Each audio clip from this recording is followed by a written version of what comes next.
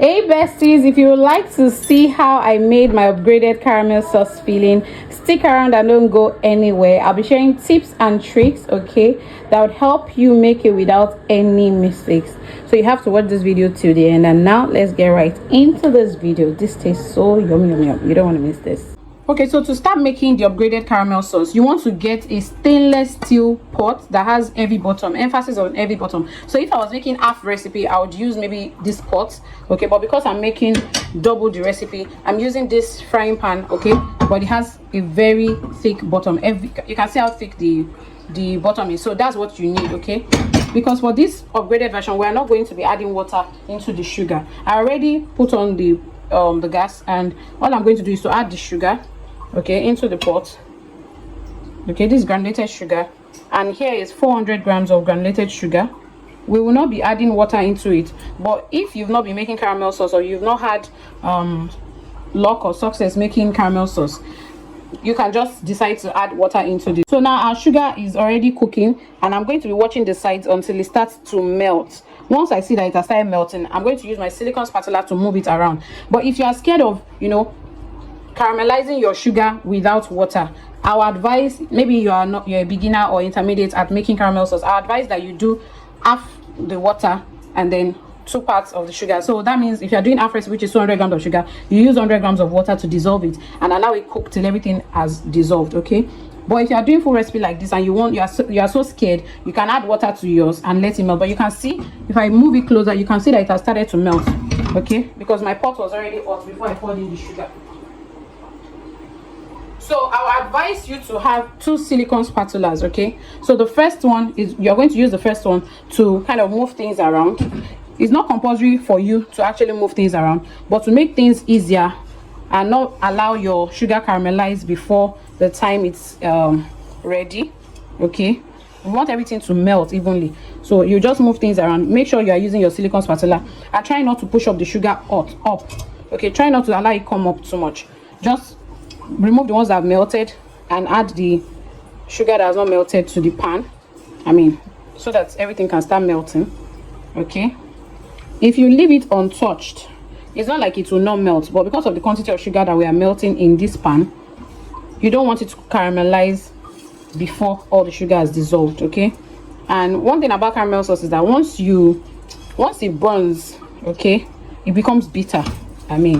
Your caramel sauce will be bitter, okay. It might look beautiful, but the taste will be different, okay. So that's what we are doing now. So I'm not going to fast forward this part because I want you to see how long it will take to melt. And this is double the recipe, don't forget, this is double the recipe, okay. So I'm using the first spatula to mix all the sugar together, and I might not be able to get rid of all the sugar on the spatula. So once it has mixed completely, I will now switch to, when I want to introduce the other things, I will switch to the other spatula that is clean and dip this in a bowl of ordinary water or warm water if I have, okay. So our sugar is melting fine. There's no need to panic, okay. It might form clumps, no problem. So for this recipe, you can add a little bit of corn syrup into it. It's optional, but sometimes, you know, after making caramel sauce, if you're not careful, if you don't follow the steps properly, your sugar can the caramel sauce can become grainy and you start feeling like you can taste sugar inside of it. When I mean sugar, I mean granulated sugar inside of it, and you don't want that, okay. So the corn syrup kind of helps it to stay smooth, okay. You can see it. We spent about almost 4 minutes now, and you can see clearly that the sugar is dissolving. Please make sure you are melting on low heat. Make sure you're caramelizing on low heat, okay. If you know how to make coconut candy, then caramelizing sugar will not even be an issue for you, okay. But make sure you're using stainless pots, heavy bottom stainless pot. Please don't use aluminium. Don't use pots that you cannot vouch for, that is not heavy bottom, because it's going to burn your caramel. If you want to use that type of pot, maybe that normal cooking pot that we use in Nigeria, I would advise that you add water into yours. You understand? So I'm still melting. Okay, at this point I would slightly turn off the heat because I'm using an heavy bottom. I've turned off the heat now because I'm using an heavy bottom pot or frying pan. Okay, it has already absorbed heat. The frying pan is very hot at the moment and is capable of melting the remaining sugar without it getting caramelized. So once the sugar has melted, I'll turn up the heat and just allow it caramelize a bit. Okay, and then we go further. Okay, so it's taking us about, it's almost 6 minutes now. This is 5:25 minutes. Okay, you cannot skip the process, so you have to keep doing this. Okay, we're almost there. So the heat in the pot is doing the melting at this point, and we're almost done. I'm going to turn up the heat very soon, but I just want to melt everything first and then immediately turn the heat back up. Okay, you can see the color has changed. It has changed. Okay, I don't like it when I'm not going to wait for it to get dark, okay, before adding I just want it to melt, and I don't want it to get too brown before all the sugar is completely melted. You understand what I mean? So we're almost done. Just a few more. So I'm going to get the corn syrup now. Okay, so this is 1 teaspoon of corn syrup. Okay, it's optional. So I'm going to turn on the heat now. Did you see the effect the corn syrup gave it? If you don't have corn syrup, I guess you can use, I don't know if you can use glucose or golden syrup, but I use corn syrup. Okay, I've not tried it with golden syrup so you can see the sugar has melted and the color. This is the color. So I'm going to turn up the heat now, and like I said earlier, I said once I'm done, you can see the sugar did not melt. So I'm going to remove this spoon from it, but let me turn on the heat. Okay, so it's back on now, and the next thing is to add the butter, but I'm still checking to be sure that the sugar is completely dissolved, and I want it to turn a little bit darker, just a little bit. The thing is that once you add the butter, it will get really darker.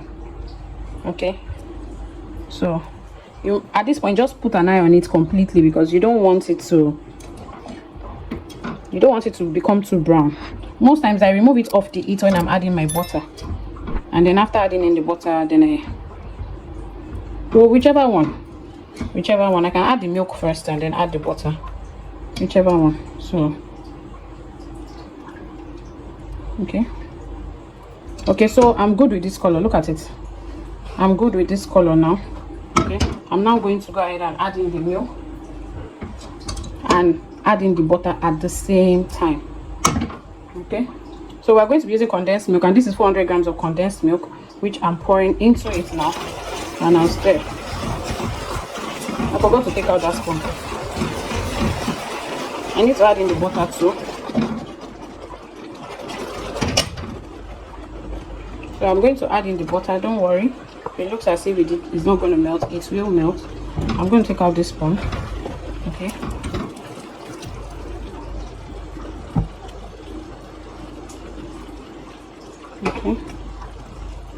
I don't want to get that part of the sugar that didn't melt properly. Okay, so it's going to melt. You have to be careful because of the bubbling effect. So we're not going to overcook this. Okay,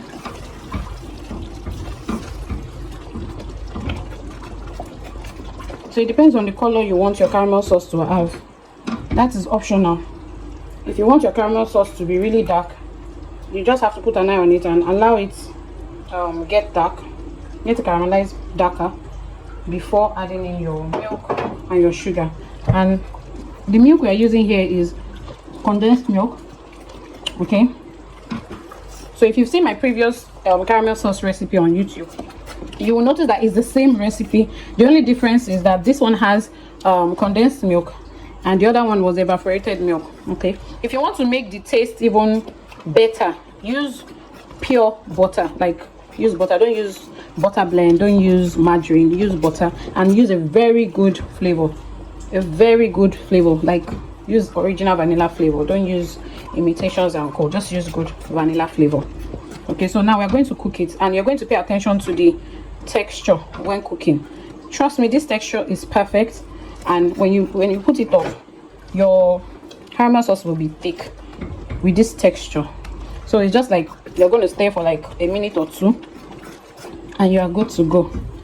If you keep it longer, if you allow it get too thick, your caramel sauce will be too thick, almost getting to a toffee like consistency, and you will not be able to work with that. Okay, so it depends on how you want to make your caramel sauce.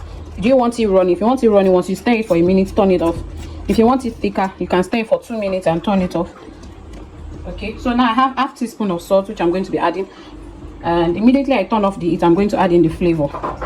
It's not like I cannot add the flavor now, but because I'm using good brand original flavor, and it's actually, it was the vanilla bean was soaked with alcohol. If I add it into the heat, it will just evaporate.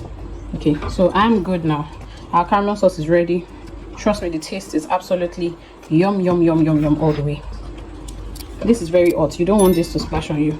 Did you see that? You don't want it to splash on you, so you have to be very careful. And that's how easy it is to make your caramel sauce. I'm going to show you what, oh my god, I'm going to show you what it looks like when we put it down. This is, can you see when you pour it and it's thick like this? Can you see the consistency? It's already thick like this. Turn off your heat. Failure to turn off your heat at this point, I'm sorry, I don't know, your caramel sauce might be too thick for you, you know. Although this type will not run down the sides of your cake, this consistency, you can see it's already thick. Some people, their caramel sauce at room temperature, this is the consistency. So for us, this is the consistency at this temperature. While it's very hot, this is the consistency. So you can imagine what the consistency will be like when it's cool, or when it cools down. So I'm going to add in my vanilla flavor.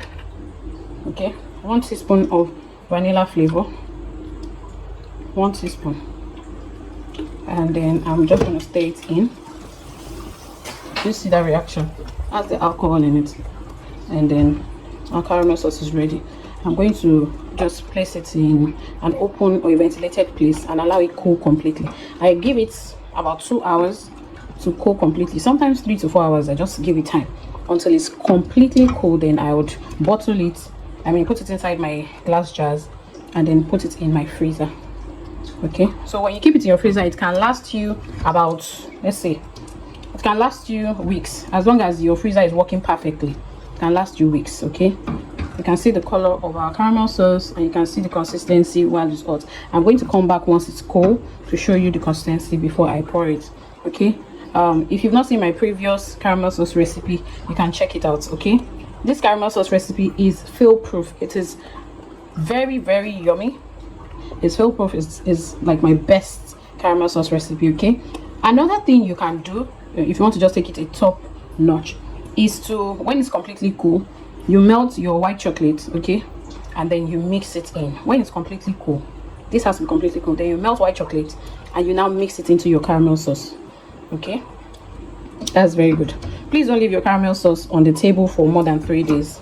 Okay, it's going to go bad because of the milk content in it. It's better to store it in the freezer or in the fridge for a week. Make sure that you have lights, constant light. Okay, remember that I said that the corn syrup is optional, but I put it there so that it can give me a very good and glossy effect. Just 1 teaspoon will not do any harm. All right guys, so that's it. I'll see you once it cools down. So I quickly want to show you this. Another way to know if you've mixed it too much, if it has stayed too long on fire, is if you add a little into your plates and allow it cool down completely, and watch for the texture. You can see this has become toffee. You can see this has become toffee, or almost like a toffee, and that's not what you want. So if you leave it this way, when it's done, it might be too hard for you. What you can do now is to just take 50 grams of water to add here and stir it in. Okay, you're only stirring it in to give you, make sure it's completely mixed, to give you the perfect consistency before you now take it off the heat. So if you are doing half recipe, you can actually just save your time and the stress of doing this by adding that 50 grams of water into your condensed milk, okay, just to give it a feel of full cream milk or heavy cream consistency, you understand? Or you can do it this way, okay? So after mixing, before it cools completely, you put a little on your plate, allow it just a little, and allow it cool down completely. Do the finger test and see how thick it is. If you're comfortable with it, okay, that already shows you what it will look like when it's at room temperature, okay?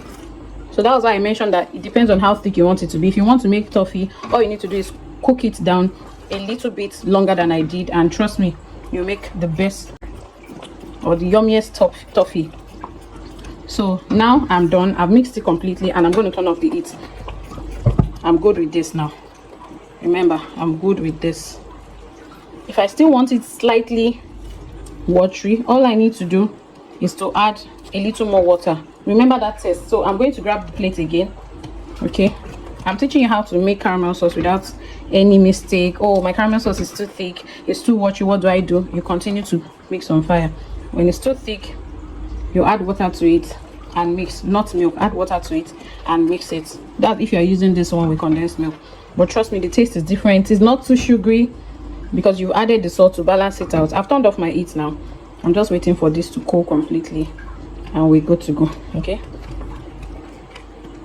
So now, you know, immediately I added the water and I stirred it. I turned off my heat. You can see I've added a little bit here and I've allowed this cool completely, and we want to check. Can you see now? Can you see? So this is our perfect consistency. So you decide how thick you want your caramel sauce to be. If you want it too thick, you can leave it a bit longer, or you don't even need to add the water. If you want it this way, which is how I like mine, then you can do this. You can see this melts in your mouth. This is really nice, okay? So yeah, and you can see now that it has come to the perfect color, okay? This is the perfect color. You don't need it to be too dark or to have a burnt taste, okay? Look at it, okay? So if you want to skip adding water at the end, you can just dilute your condensed milk before you add it in, or you can just do this. It's not hard at all. I mean, it's better for you to add the water at the end, because you can, that way when you're done cooking your condensed milk, your caramel sauce, you add it, you put a little on the plate, and then you check.